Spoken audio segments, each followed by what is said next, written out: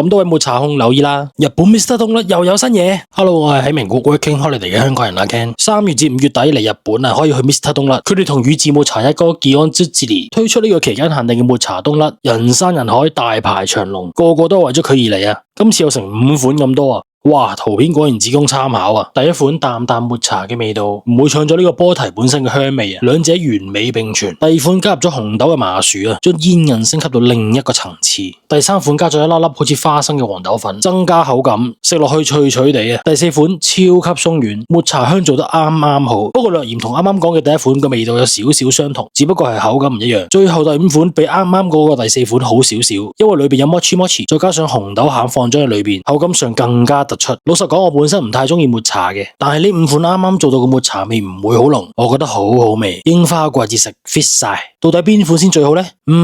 真係揀唔落手啊！留言話俾我知你哋覺得邊款最吸引啦。